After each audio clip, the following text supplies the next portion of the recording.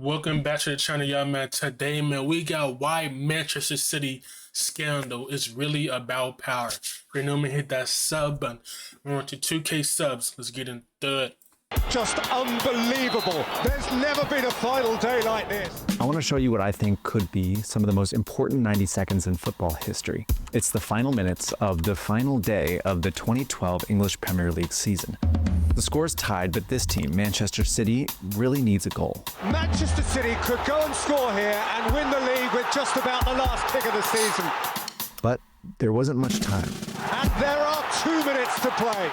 A Manchester City player finds striker Sergio Aguero, who pushes upfield, passes, then makes a desperate dash to the goal. Aguero!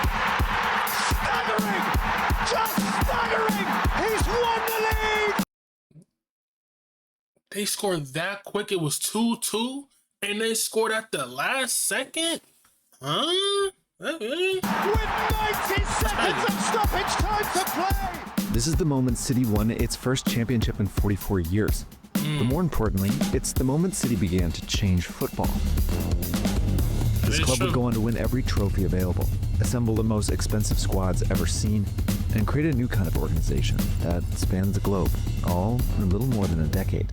Love them or hate them, Manchester City deserves a lot of credit for achieving what few, if any, clubs have done before, unless it was cheating. Manchester City, who've been charged by the Premier League with more than 100 counts of violating finance rules. During every one of the 14 full seasons, if found guilty, the sanction could be unprecedented. It's the world's most popular league versus the world's most dominant club. And I'm going to show you what Manchester City is accused of, how a bunch of hacked emails could be the smoking gun, and how the consequences go far beyond the sport. We know that the UK government's worried about this. The embassies are asking, how's the case going? The stakes are incredibly high. All right.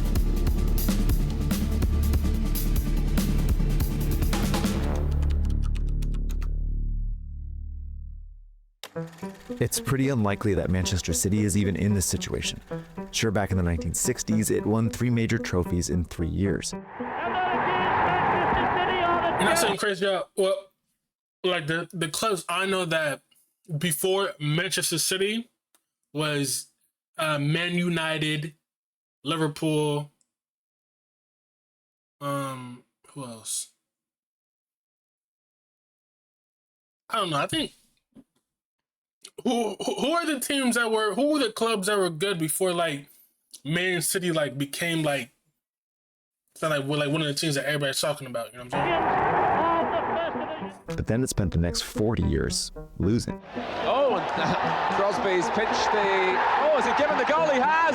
My word! Bro, there's no way. But then it spent the next 40 years losing. Oh, and Crosby's pitched the... Oh, has he given the goal? He has! My word! Oh, look at that. Manchester City wasn't even the best team in the city of Manchester. By 2007, it was in a bad spot. Billionaire. See, I told you. See, I knew it was Man United. I said Man United, Liverpool.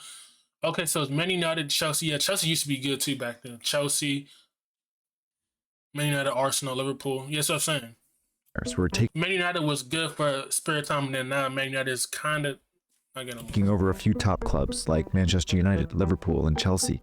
And City was among the rest, falling behind until someone suddenly bought it. Someone far richer than all these other owners. Sheikh Mansour bin Zayed Al Nahyan is a senior member of the royal family of Abu Dhabi. That's the wealthiest state in the oil-rich United Arab Emirates. Now, he might tell you that his country loves football, and that buying a Premier League club was a smart way to gain influence in the sport. And he wouldn't be wrong, but... Someone else might suggest it's about sports washing. Matt Slater's been covering football for more than 20 years.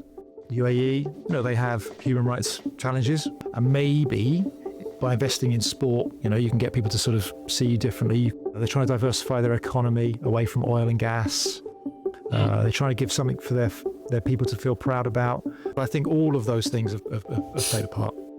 But everything depended on getting City to start winning. So on his first day as owner, Mansour began buying what it needed most: new players. City spent a staggering 43 million euros to sign Robinho, a star Brazilian who reportedly thought he had signed with Manchester United. What? And that season, it spent He thought he signed with Manchester United? See, that's what I said back then. Everybody wanted to be on Manchester United because that was a team that was good. Now everybody wants to be on Manchester City now. But I think it's going to go back to Manchester United when Manchester, you know what I'm saying? Once Man United figures out what they figures out, you know what I'm saying, that stuff, they'll probably be back at the top again. spent nearly £200 million on players and finished in 10th. The next year, it spent more and improved to 5th.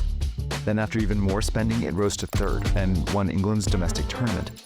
In 2012, City won the title, sealed by a spectacular goal by their new forward, Sergio Aguero. It had only taken 4 years and an unprecedented. He bought the team in 08, 09. It took him 4 years. They won the FA Cup in 2011. Then they won the EPL in 2012. They won the EPL in it took 4 years. That's actually good though, because some clubs, some teams take 5, 6 years just to even get to where they want to be. It took him only 4 years. Well, I mean, he spent money, but And spending spree. yeah. It was really sort of like this sort of compounding effect. It was 200 million, 300 million, 300 million. Chelsea had done something very similar, but it was like, this is a transformation within 3 windows, so within 18 months. But if this football club was going to help Abu Dhabi project power and gain influence, it had to keep winning. So Mansour kept spending. His club routinely set records to sign the most sought-after players and outbid the other clubs. In 2021, City assembled the first squad to cost more than £1 billion. And after 16 years, City had spent more than any club in the world, and it was worth it. City won 7 more Premier League titles, 6 EFL Cups, 3 FA Cups, and in 2023, they won the Premier League, the FA Cup, and the European Champions League.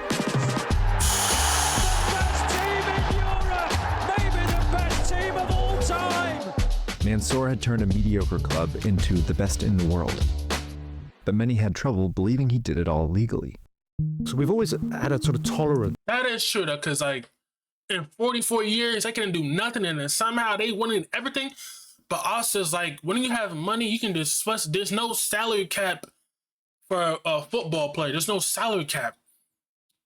There's no salary cap. So you can spend as much money as you want, but then also like, cause I know some of these owners, you know what I'm saying, they're spending a whole bunch of money on these clubs, but then I know they're losing some money too. And the thing is, if they had a salary, I don't think they'll never have a salary cap, but if they had a salary cap, they wouldn't do that. This is not how the US has a salary cap for football, basketball, and all that. There probably won't be no salary cap for real. For big clubs being big and spending more than the others. I think the thing that people were perhaps a little bit suspicious by was we were just entering this era of financial fair play. Financial fair play are rules that European football and the Premier League introduced at the start of the 2010s to prevent clubs from spending their way to victory. They are what the Premier League is now accusing Manchester City of violating, and it claims to have emails to prove it.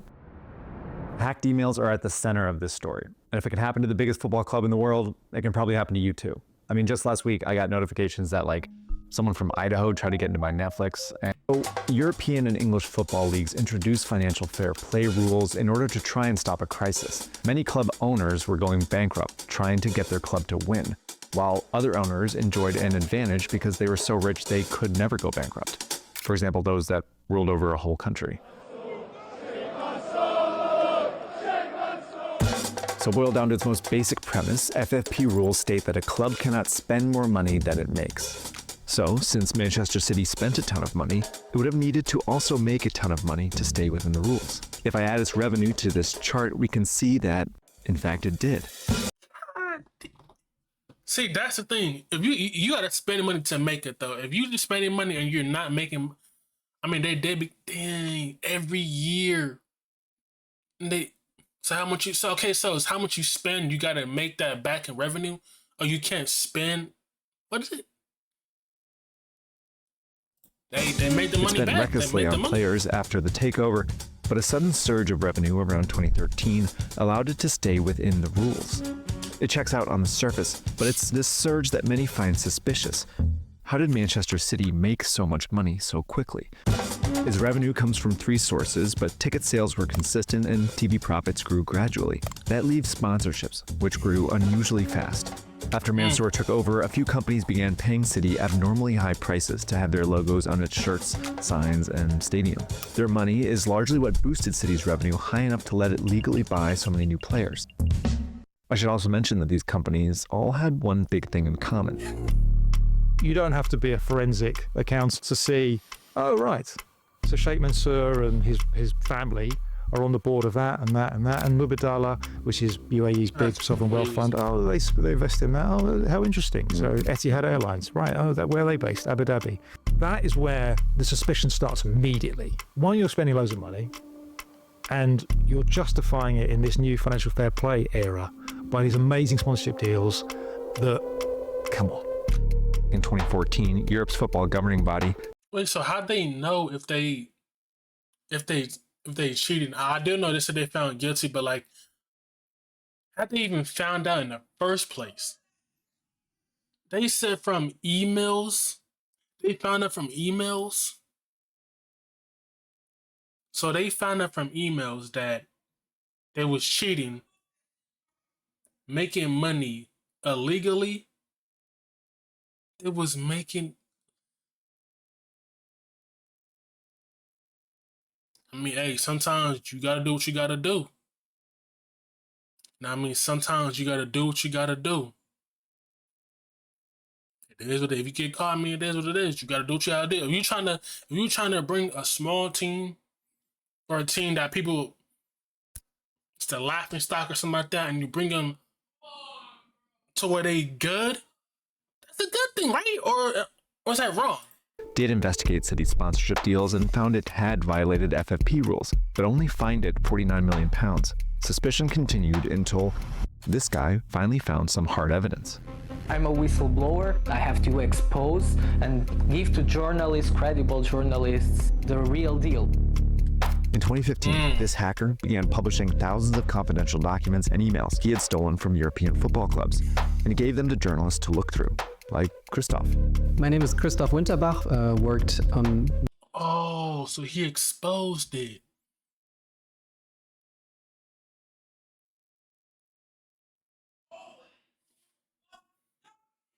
So oh, wow. You think that's a good thing that that person exposed, like, what these teams were doing, what these clubs were doing? Do you think that's a bad thing or a good thing? I mean, shoot. The Football League's project, Der Spiegel. In 2018, he and his team published a series of articles based on emails they found from Manchester City employees, confirming that, yes, it was in danger of violating FFP. They were very open about that in their internal emails, and they were desperate to find a scheme to make it seem like they were passing those regulations. What they found worked something like this. In order to make room for all its spending, the club began charging companies inflated prices to sponsor them, but only had them pay some of it. Abu Dhabi's sovereign wealth fund, led by Sheikh Mansour, would provide the rest, so that when the companies would pay City, the club could count it as revenue, giving it more room to spend on players. What? So they set up vehicles for hidden cash injections from Abu Dhabi into the club. And sometimes even it's the same people actually making decisions in the club and in the company who's paying the club. Like in this email, where City employees list the funds the club expects from sponsors and what should come from the sovereign wealth fund. Christoph's got more. Yeah, hold on, I've got a document here. They said things like, as we discussed, the annual obligation of this company, of this state-owned sponsor, is £3 million.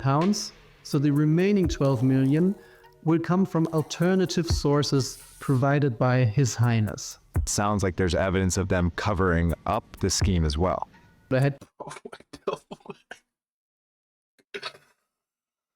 Yo, they covered it up. Nah, that's insane for them. Nah, that's crazy. To sometimes reassure themselves, they were like, they should go through the companies to us, to the club. Yeah, like ideally we should do it that way. In this email, City's chief financial officer asked permission to alter a series of sponsorship contracts, to which a club director replies, of course, we can do what we want. Again, that is not a normal behavior. If true, this scheme would have allowed City to spend far more than other clubs, afford more star players, and ultimately win all these trophies. So if it's true, it means that City We can do what we want. Wow. was cheating. They have played beautiful football, but there's always an asterisk to those successes because it would have taken years and maybe decades for Manchester City to like reach the same level by like behaving like a normal club. Thank you. See, that's what I said. It took them 4 years. I said it probably takes like years and years to get to where you really want to be at the top of the Man Uniteds and all these respected clubs. 4 years, and then after that, they start winning cups and all that. It does take a little while to get where you want to be, you know what I'm saying? Now, if you have money, they'll come for that money, you know what I mean? This really would be a conspiracy to cheat over a decade where they've been enormously successful. They've been very clever. No one should dispute that. But the debate is, did they cheat at the beginning? City has always denied any wrongdoing. In 2020, UEFA used these emails to ban it from Europe's biggest tournament for 2 seasons. But City appealed and argued that the emails weren't proof and had the president of a sponsor say the conspiracy didn't happen, convincing the court to lift the ban. Now it's the Premier League's turn to try. In 2023, it charged City with more than 130 rule violations covering this whole time period. They include failure to provide accurate information about sponsorships and for obstructing their investigations. It comes at a time when, of course, the Premier League is the most successful domestic soccer competition. Clubs like Manchester City have helped. Wait, so do you think they've been cheating since 2009 when he bought the club? Since 2009?